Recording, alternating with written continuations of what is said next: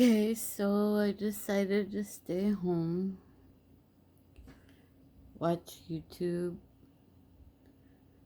watch this new Tyler Oliveri video where he goes to Portugal. And see, I like how they're fighting back, but it makes me wonder why the natives of Canada aren't fighting back, you know? Uh, anyway, I like this one guy. Listen to the guy, the guy in the black. He said, he said, if they rape, castrate them. But but they didn't catch that, what he was saying. Like, he's right. If you're gonna rape, you get castrated right off the hop.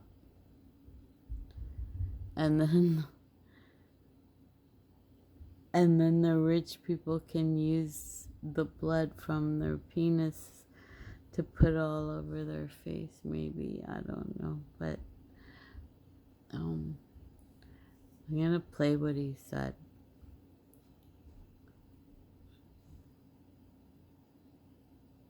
Isto é um país. Se quiseres chamar-me racista, eu aceito esse rótulo, não há problema. Eu aceito, está bem? Essa vida que é culpada. É verdade, mas nós temos que expor e denunciar a realidade do que este país se tornou.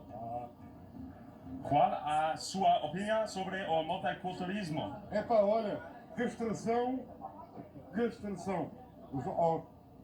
violação, castração, homossexualismo, olha, vão para o Irão, os homossexuais vão para o Irão. E os pedófilos, castração, é a minha opinião. Muitas más Indians ou não? Rapaz, já cá estamos mais. These people are crazy. As you can see, they were shouting from the other side of the street, telling me I was a racist, I was filming this. Is that true or not? If you define, that's how you define racist. If you define racist as thinking that your people should be a priority in your country, then I am a racist. I see. If you define racist as hating on other people, then I am not racist.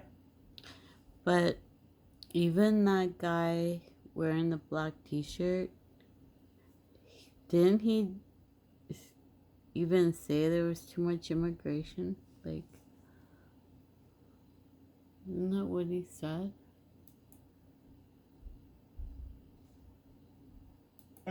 E os pedófilos, castração, é a minha opinião. Muitas más Indians ou não? Rapaz, já cá estamos mais. These people are crazy.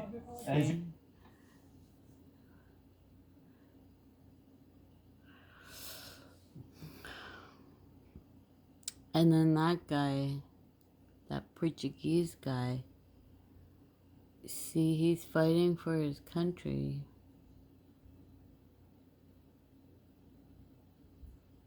For his culture.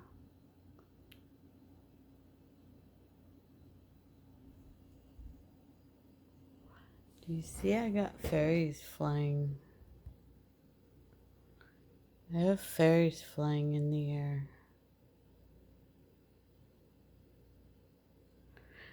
But anyway, how come the natives aren't fighting back for Canada? Like, I don't get it.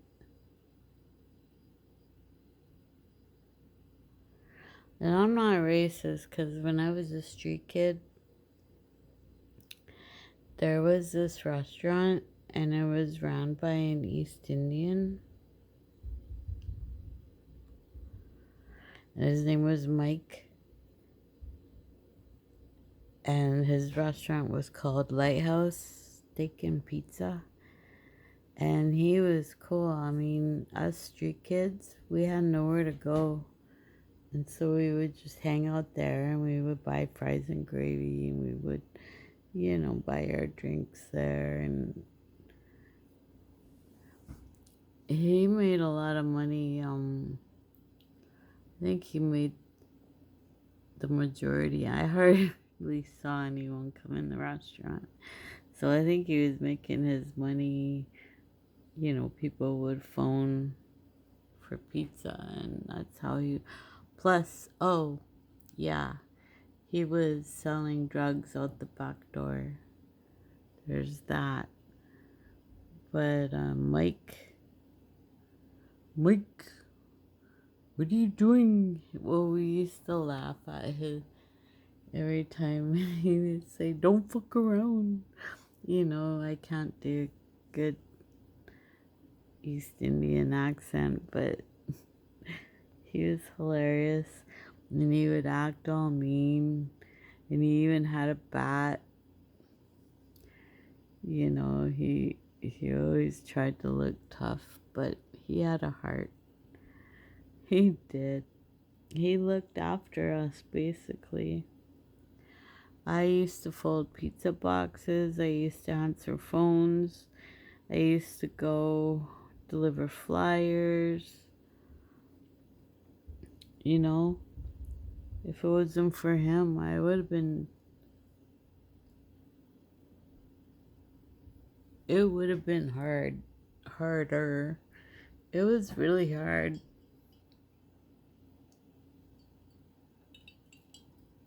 Being 16 years old on the street. I've been homeless. My best friend got into needles. Not me, though. I was mad at her. And then she got AIDS. She was my street sister. And you know what was weird? Is she knew my brother and had a baby with him before I met her. Because I met her at the youth shelter. But before I was at the youth shelter, I was at home, and I remember, before I got him back into the family. I talked to my stepdad about how I missed him. When he was with that girl, my street sister, before she was my street sister, they had an apartment. Yeah, so she helped me be on the street. And I helped her too. We were like sisters. And then she got AIDS, and I had to let her go. 'Cause I'm not down with that. Doing needles. Yeah, she became friends. She ditched me for 2 hookers. A native hooker and a black girl hooker.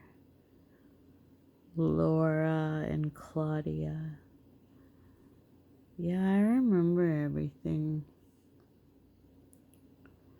This life is a test. It really is.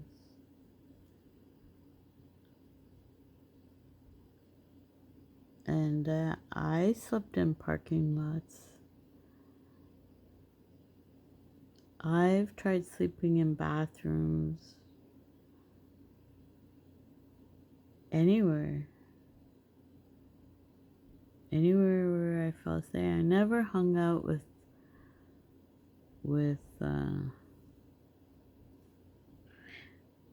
I always did my own thing.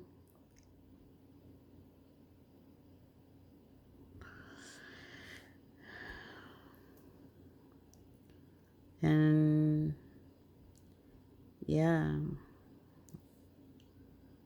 everything's weird. My life is weird. And somehow everyone knows each other. Like Jay, my spouse who died, when I first met him, he said he had some meth, but back in the day they called it speed, and he got it off my other ex. I think I've talked about this, but yeah, and he was Ukrainian, and my neighbors beside me, the only white neighbors I have, they live on the right side of me. They're Ukrainian, and then the rest are like Somalian and Muslim, like burqa wearing Muslims and some Somalians everywhere. Yeah. And then there's that community center with a native name. But when I was there's this old native in a wheelchair, and they had him outside in the cold. His hands were freezing. His hands looked like they could have fell off. And they put him outside, cause he was saying hurty words, or he was acting up or something, but he was probably acting up for a reason. But they put him outside.